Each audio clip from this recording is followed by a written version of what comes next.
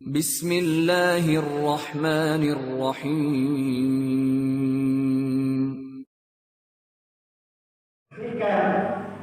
Simpul tali di dalam ajaran Islam ini sudah mulai pudar, sudah mulai hilang. Yang pertama kali kata Nabi apa? Awalun najudun al-hukm. Hukum Islam sudah lenyap. Tidak ada hukum Islam, hilang. Nah, ada apa, Bu? Ini prediksi Nabi 14 abad yang lalu. Aturan Allah, hukum Allah sudah tidak ada. Ustaz, itu di Aceh bukan. Di Aceh itu tidak total, tidak kafah. Jadi belum dinamakan hukum Islam. Kalau dinamakan hukum Islam itu total semuanya. Mana dalilnya Ustaz? Ya ayyuhalladzina amanu udkhulu fi silmi kafah. Hei orang yang beriman, maka amalkan Islam itu dan syariatnya secara kafah seluruhnya. Ini perintah Allah. Di mana? Al-Baqarah 208. Perintah ini. Jadi kalau ada di suatu wilayah tempat yang hanya menjalankan hukum Islam itu sebagian saja, satu dua, itu belum dinamakan hukum Islam. Apalagi kalau sudah masih bercampur dengan hukum yang lain. Jadi prediksi Nabi 14 abad yang telah lalu bahwa hukum Islam ini hilang. Kalau sudah hilang, apa yang terjadi? Meredet, beruntung nanti. Yang terjadi apa? Sampai titik limanya sholat pun akan ditinggalkan. Ya. Jadi Nabi mengakhirkan dengan kalimat di dalam hadis ini bahwa di antara tanda-tanda dekatnya hari kiamat ketika orang yang mengaku Islam dia sudah mulai meninggalkan sholat. Jadi kalau kita perhatikan para jamaah, ini sudah kondisi akhir zaman. Ketika hukum tidak ada, maka yang terjadi apa? Sholat akan diremehkan dan ditinggalkan. Banyak orang ngaku Islam tapi tidak sholat, banyaknya. Jadi kita ini nggak usah kaget melihat fenomena yang terjadi ini. Banyak orang ngaku Islam tapi tidak sholat. Ini sudah diprediksi dengan wahyu Allah melalui lisan Nabi Muhammad SAW dalam hadis Imam Ahmad hadis Sahih bahwa semakin dekatnya hari kiamat kalau sholat sudah ditinggalkan. Jadi yang akan sudah nanti wa akhiruhunna nukban al-sholah. Sholat sudah ditinggalkan. Kenapa penyebab sholat ini ditinggalkan para jamaah? Penyebabnya apa? Nah, hadis Nabi akan kita buka keterangan secara jelas di dalam ayat Allah. Keterangan di dalam ayat Allah sudah menjelaskan secara jelas bahwa setelah adanya era yang baik, generasi yang baik yang dimuliakan oleh Allah, akan muncul era atau generasi yang buruk, rusak tatanan. Tidak percaya? Kita buka surat Maryam surat 19 ayat 59. Perhatikan di dalam ayat ini. Allah Subhanahu wa taala menjelaskan, fa khalafa min ba'dihi khalfun adaa'us shalah wa tabu'us syahwat fasawfa yalqawna ghayya. Perhatikan ayat ini para jamaah. Nanti akan muncul generasi era yang dimana generasi atau era ini akan datang. Jadi generasi ini datang ya para jamaah, yang dimana generasi ini datang membawa orang-orang yang dimana itu tidak sebagaimana terdahulu. Generasi yang akan muncul di akhir zaman semakin dekatnya hari kiamat adalah apa? Yang dimana ketika mereka mengaku Islam tapi mereka sudah tidak mau sholat. Ini Allah yang berkata, ya, Terima, tidak terima silakan. Buka lagi nanti tafsirnya kalau ada. Itu ada kitabnya lengkap itu. Allah menyatakan atau sholat, menyia-nyiakan sholat. Ini para ulama menjelaskan meninggalkan sholat dengan malas dan sengaja. Jadi malas. Sholat itu sudah apa? Sholat itu sudah sesuatu yang bagi itu yang asing. Mereka sudah nggak mengenal lagi masjid. Makanya Hasan Al-Basri ketika menafsirkan ayat ini di dalam tafsir Ibnu Katsir mengatakan yang dimaksud dengan adha'us shalah, mereka sudah tidak mengenal masjid. Realita ini Bapak Ibu. Ketika orang yang mengaku Islam, ya, mengaku Islam, mereka tidak pernah menjamak masjid. Mereka masuk ke masjid atau mushola aja malu. Malu. Prihatin kita. Kondisi akhir zaman. Ketika mereka dipanggil hayya sholah, hayya falah, seakan-akan mereka tidak pernah mendengar kalimat Allah.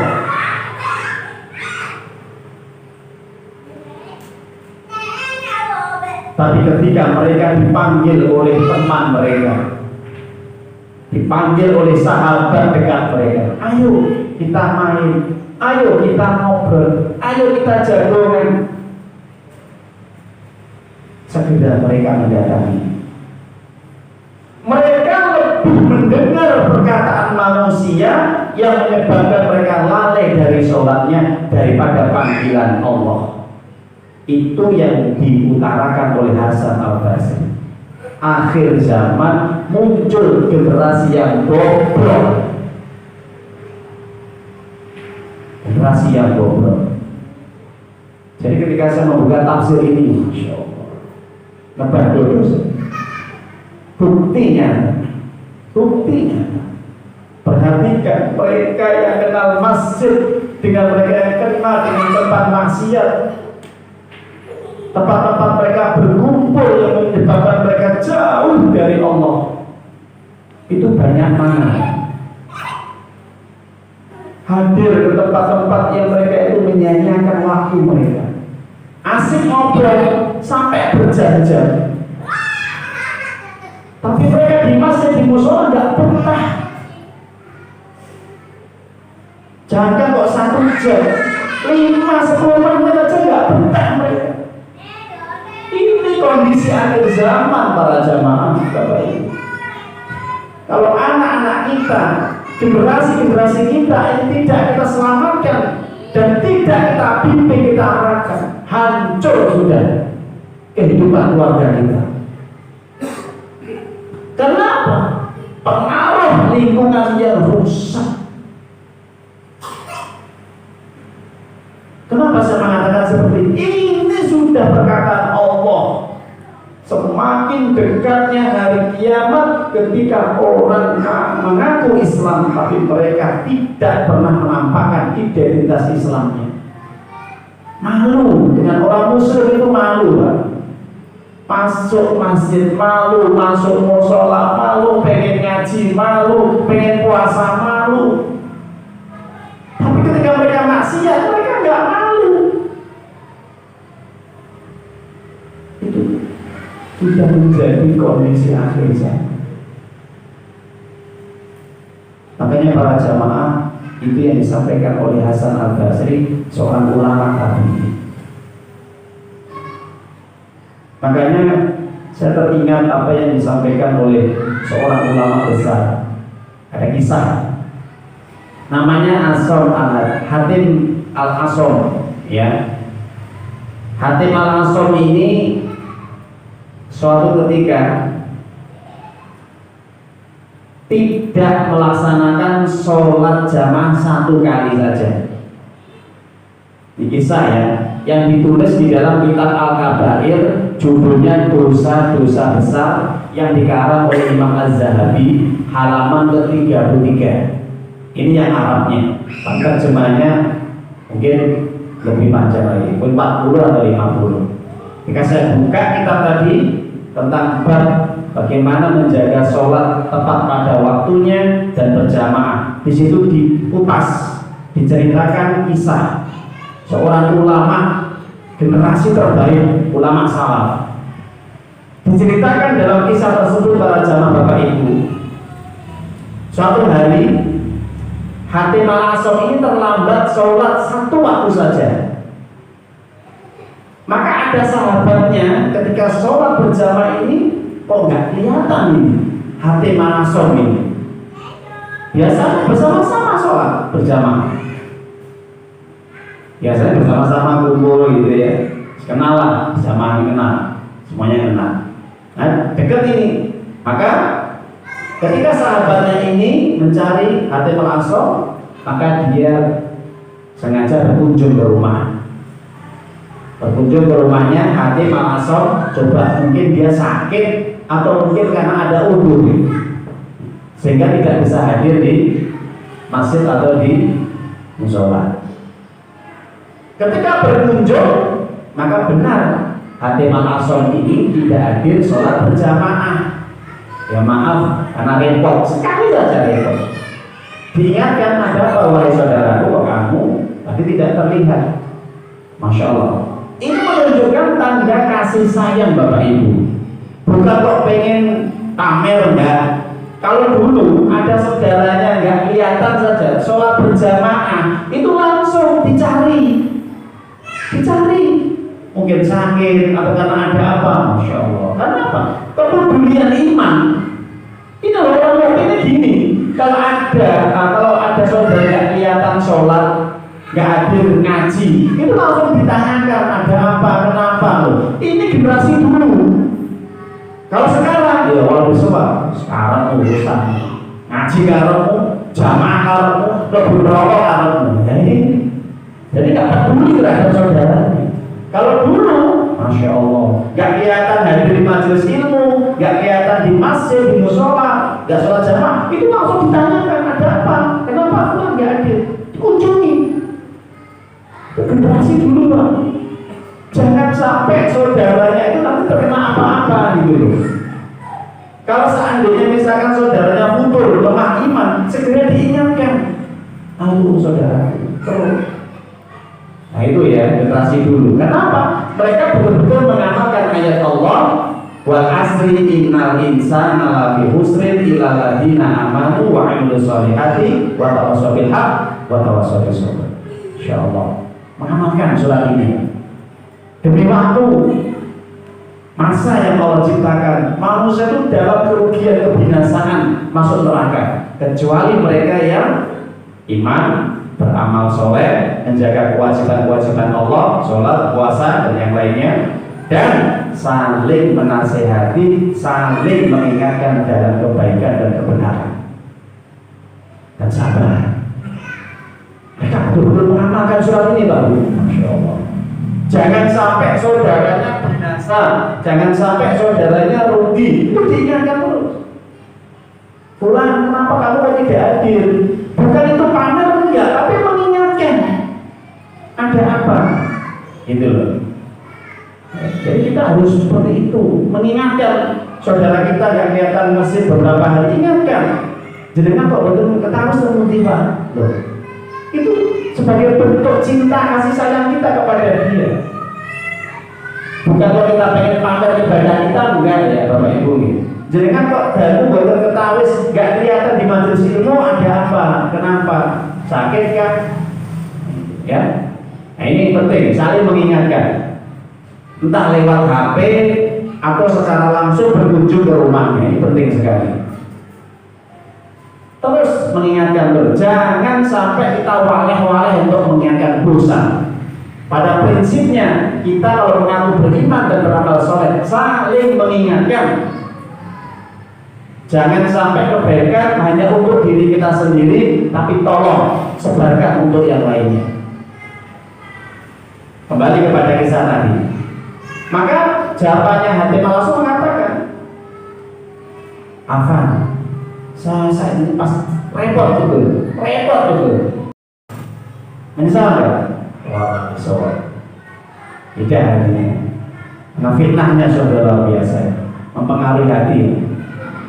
Orang kalau sudah cinta dunia ini, kalau maksiat itu nggak menyesal. Orang kalau cinta dunia, orang itu kalau melanggar aturan Allah itu nggak pernah dia menyesal. Kenapa? Karena cinta dunia. Hati-hati ya. Ini ada babnya nanti.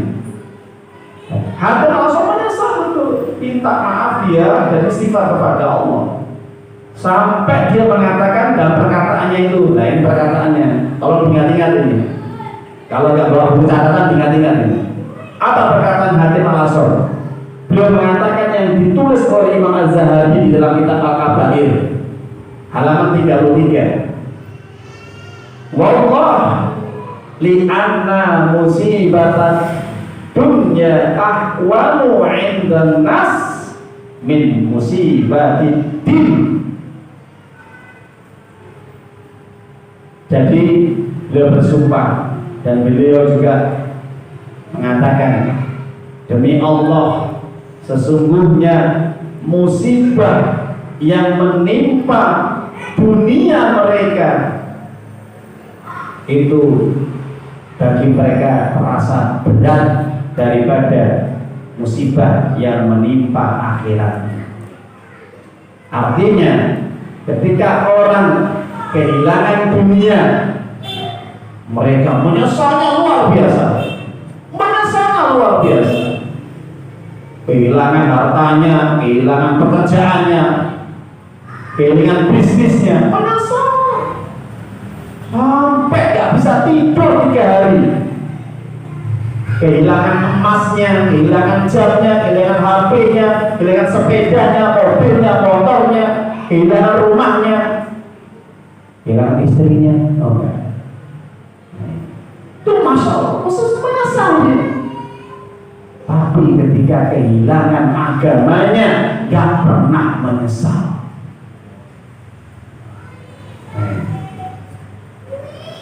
Bagaimana Bapak Ibu? Camkan perkataan saya ini. Dia ketika kehilangan sholat berjamaah, dia gak bisa ngaji, dia gak bisa baca Quran, dia gak bisa sedekah.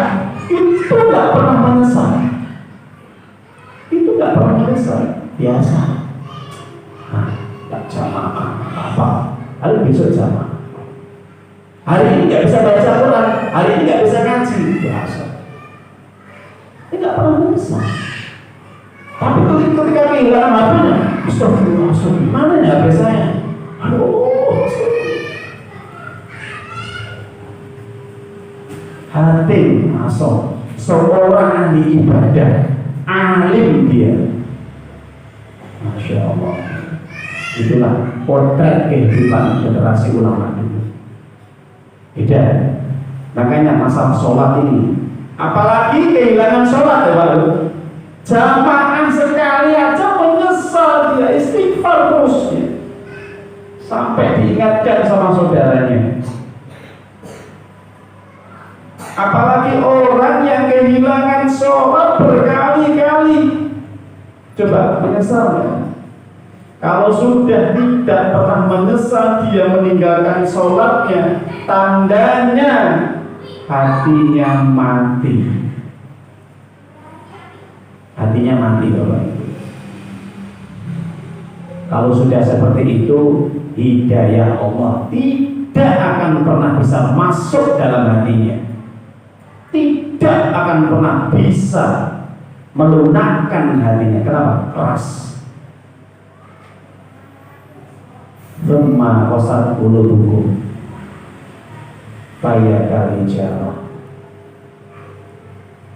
aw asyaddu qaswah. Hati mereka sudah keras, bahkan lebih keras daripada batu, kata Allah. Jadi orang itu kalau sudah tidak menyesal ketika dia melanggar aturan Allah, keras hatinya. Dinasihati nggak mempan, ya. Alhamdulillah. Ini kondisi akhir zaman ketika sholat sudah disia-siakan. Para jamaah dirahmati Allah SWT. Satu kisah lagi, ya, ini memang agak panjang. Umar bin Khattab radhiyallahu anhu Umar bin Khattab radhiyallahu anhu siapa Bapak Ibu? Khalifah yang kedua. Khalifah Umar bin Khattab ini dijamin masuk surga enggak? Jelas dijamin masuk surga. Sampai setan aja takut dengan Umar bin Khattab. Setan ya takut. Bapak Ibu bisa buka di dalam kitab 4 Khulafa Rasyidin, 4 khalifah yang mulia. Itu dijelaskan setiap khalifah itu punya kelebihan masing-masing. Di dalam kelebihan masing-masing ada sesuatu yang luar biasa hebatnya. Siapa? Umar bin Khattab ini unik. Setan aja takut. Lewat ini Umar, lewat ada Umar, setan Umar. Setan lari. Kenapa kok takut? Keimanannya Umar itu luar biasa. Insya Allah. Makanya sampai diberi gelar oleh Nabi Al-Furqan. Al-Furqan itu apa? Farraqah itu pembeda. Makanya ada di dalam Al-Quran itu ada surat apa? Al-Furqan, surat yang 25. Itu gelarnya Umar bin Khattab, Bapak Ibu, nggak main-main loh. Ada di dalam Al-Quran namanya surat Al-Furqan. Gelar ini juga diberikan oleh Nabi kepada Umar. Masya Allah. Pembeda antara yang batil dan yang hak. Makanya setan takut. Kalau Umar jalan, setan takut. Kalau kita jalan, setan malah datang. Betul nggak Pak Bu? Iya.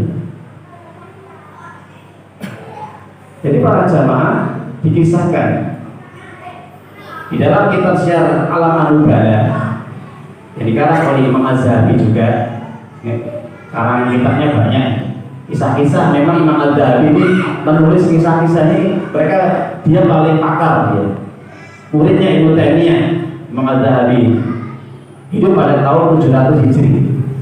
Dikisahkan oleh Imam Az-Zahabi, diceritakan oleh anaknya putranya Abdullah bin Umar, cerita pernah suatu hari Khalifah Umar bin Khattab ini sibuk repot ngurusi kebun kurma. Ada bilang kebun kurma ya, usahanya kawan Arab itu ngurusi kebun kurma. Ketika Umar bin Khattab ini repot ngurusi kebun kurma karena waktunya panen, maka saat itu pula dia tergesa-gesa.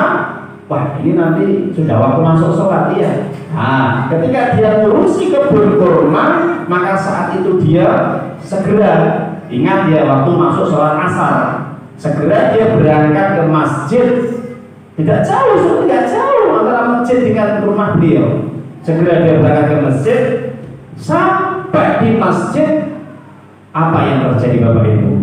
Qad sholat nas bil jamaah. Orang-orang sudah selesai sholat berjamaah.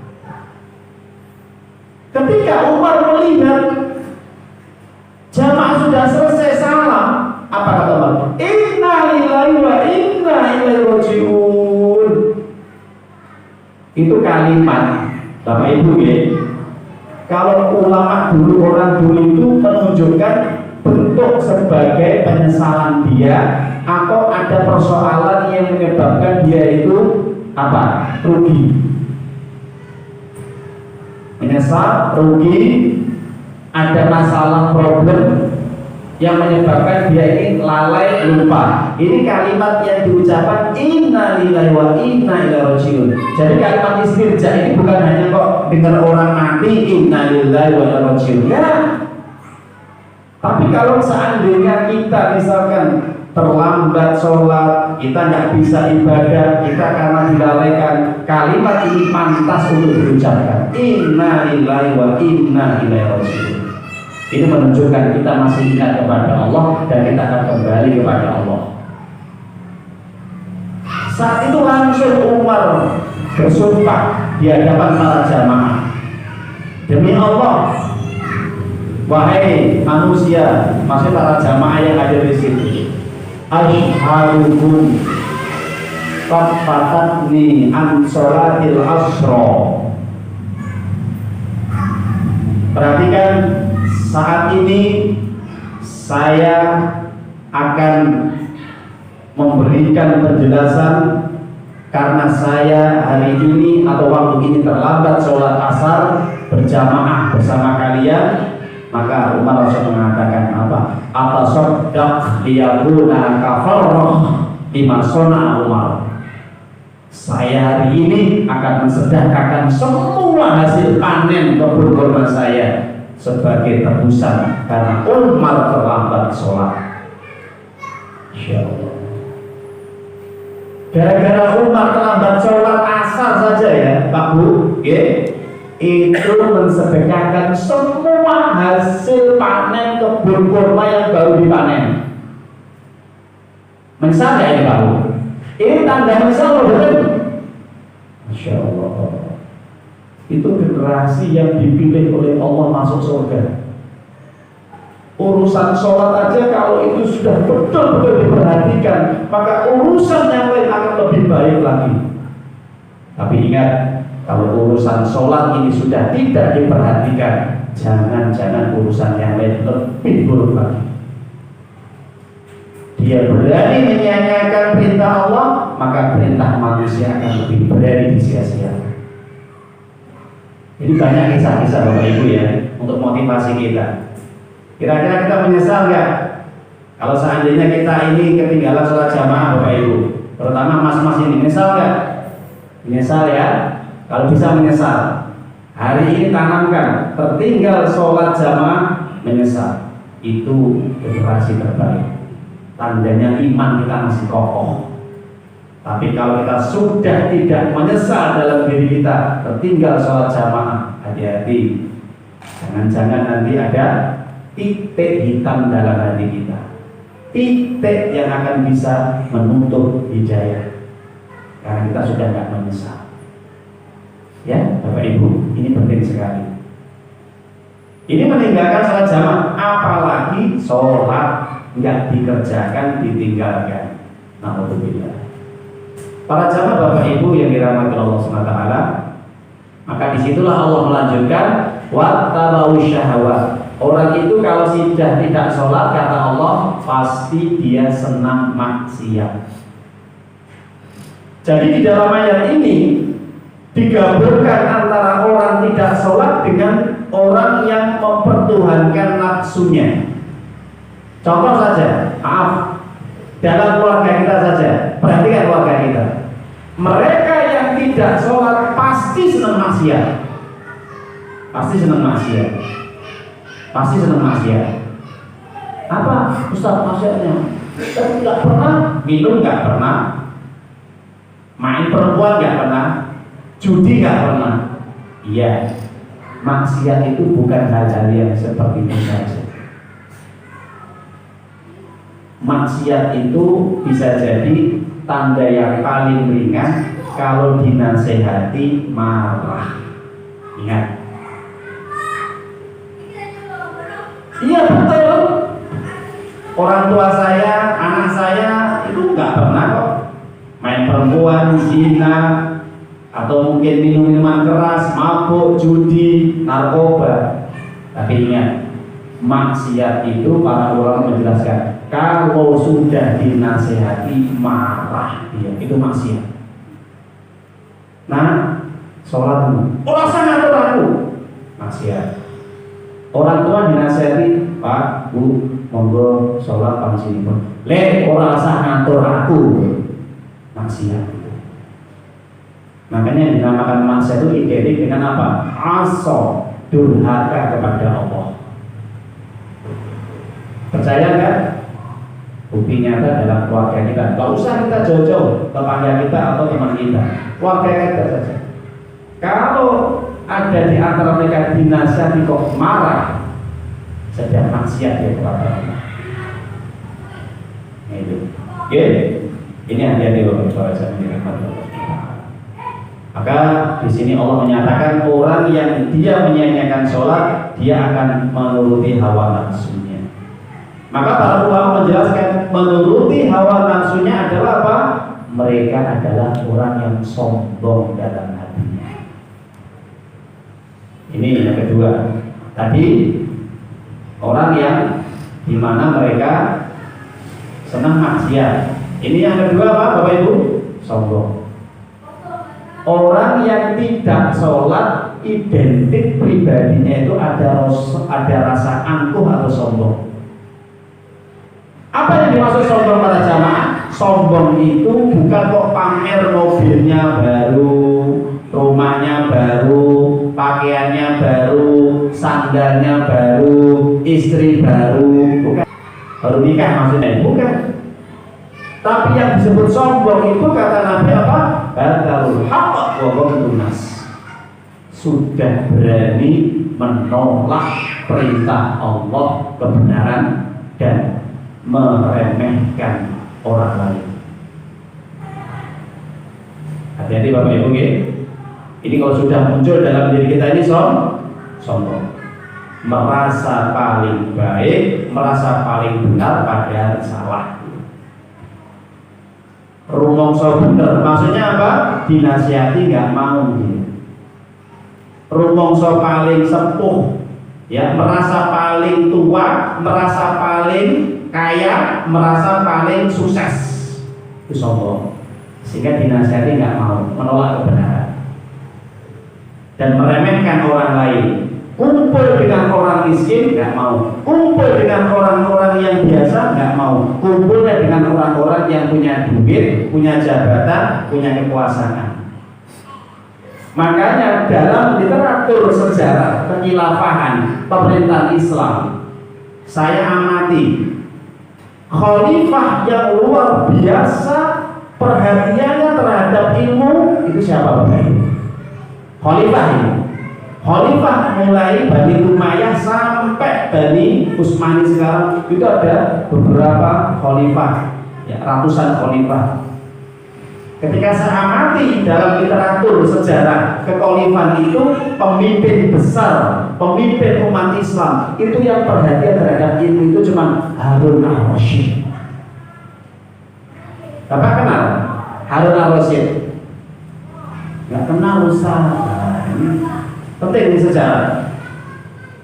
Harun al-Rasyid ini satu-satunya khalifah pada masa Bani zaman, ya, Abbasiyah ada yang mengatakan, ya, ini merupakan khalifah yang sangat-sangat cinta terhadap ilmu.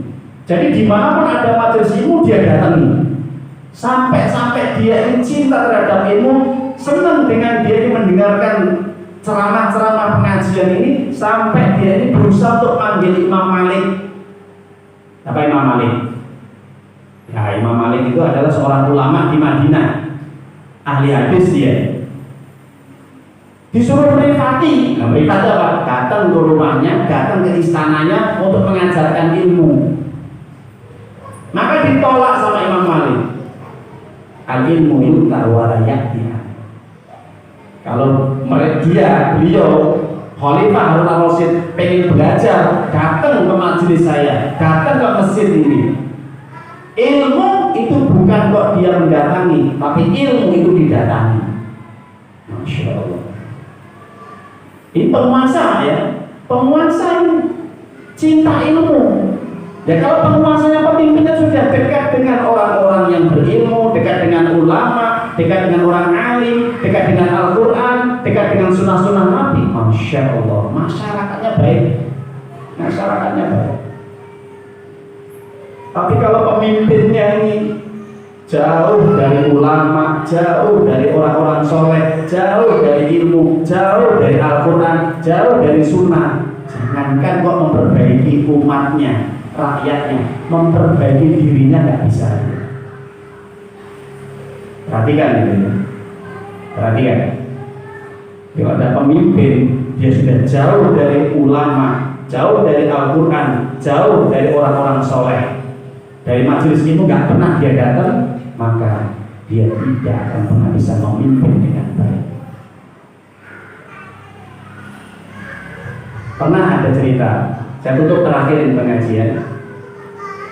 Pada zaman Khalifah Umar bin Khattab, Khalifah Umar bin Khattab lagi. Saya senang sekarang ini untuk cerita kisah-kisah, ya, biar untuk motivasi jenengan Bapak Ibu, ya, dan untuk motivasi saya pribadi. Pada zaman Khalifah Umar bin Khattab, Khalifah Umar bin Khattab ini mengangkat Nafi bin Haris Nafi bin Haris diangkat menjadi gubernur di Mekah. Kemudian Nafi bin Haris ini mengangkat bupati yang mengurusi setiap wilayah. Itu seorang yang mungkin pandangan manusia itu hina. Mantan budak diangkat jadi bupati. Ini kalau sekarang loh. Siapa namanya? Abu Abza. Abu Abza ini diangkat oleh Nafi bin Haris ini jadi bupati. Padahal mantan budak, ya, budak yang dibebaskan oleh. Ketika ditanya sama Ibnu Khattab, siapa yang kamu pilih yang ngurusi masyarakat di wilayah kamu? Bawahan kamu itu siapa? Apa jawaban Nafi bin Haris? Abu Abza. Tanya Umar bin Khattab, siapa itu Abu Abza? Maula min maulana, mantan budak kami, wahai khalifah. 5 tasna Abu Abza. Kenapa kau mengangkat Abu Abza? Apa jawaban Nafi bin Haris? Li'anna wa ahlul Qur'an wa ahlul mawaris. Karena Abu Abza saya angkat jadi bupati, wahai Umar, karena Abu Abza ini ahli Quran dan pandai tentang mawaris, tentang hukum waris. Otomatis dia ahli Quran Pak ya, ahli agama dia. Apa kata Ibnu Khattab? Masya Allah, begitu senangnya Ibnu Khattab, maka dia memegang pundaknya Nafi bin Haris. Tidak salah Umar memilih bawahannya. Jadi Umar tidak salah memilih Nafi bin Haris. Kalau pemimpinnya nggak salah memilih bawahannya, maka bawahannya juga nggak salah akan memilih bawahan yang lainnya. Jadi Umar ini nggak salah memilih Nafi bin Haris sebagai gubernur di Mekah. Dan ternyata Nafi bin Haris memilih Abu Hamzah ini juga orang yang alim, pandai agama dan pandai tentang warisan. Ini nggak setiap orang pandai warisan loh ya saat itu ya. Maka apa kata Umar bin Khattab? Sami'tu Rasulullah sallallahu alaihi wasallam, Inna Allah Ta'ala yarfa'u aqwaman bihadzal kitab wa ya'ala bihi akharin. Saat itu Umar langsung menyampaikan satu hadis di hadapan Nafi bin Haris. Dengarkan Nafi bin Haris.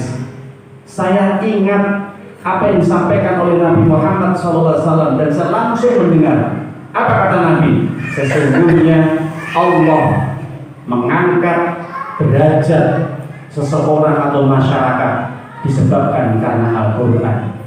Dan sebaliknya Allah akan merendahkan dan menghinakan masyarakat dan pemimpinnya karena Al-Quran. Hadis yang jadi para jamaah, di suatu negeri, suatu wilayah manapun, kalau pemimpinnya dia ahli Quran, ahli agama, mengerti tentang agama Allah, akan mulia rakyatnya, akan mulia semuanya yang dipimpin. Sebaliknya, kalau di suatu tempat wilayah atau negeri, pemimpinnya tidak mengenal agama, tidak dekat dengan ulama, tidak mengerti tentang Al-Quran dan ilmu agama Allah, maka akan juga pengaruh kepada rakyatnya. Terjadi kerusakan dan kehinaan dan hancur. Hari ini kita rasakan berbagai problem, berbagai musibah, berbagai bencana. Anda sudah tahu bagaimana keadaan. Para jamaah Bapak Ibu, semoga bermanfaat kajian pada malam hari ini. Semoga ini bisa membuka hati kita dan pikiran kita. Bagaimana kronologi semakin dekatnya hari kiamat, yang dimana Allah sudah memprediksi, yang dimana Nabi sudah menjelaskan bahwa akan muncul generasi-generasi yang buruk, generasi-generasi yang jelek, yang menyanyiakan sholat dan mempertuhankan hawa nafsu. Semoga kita tidak termasuk dalam cakupan ayat ini. Alhamdulillah.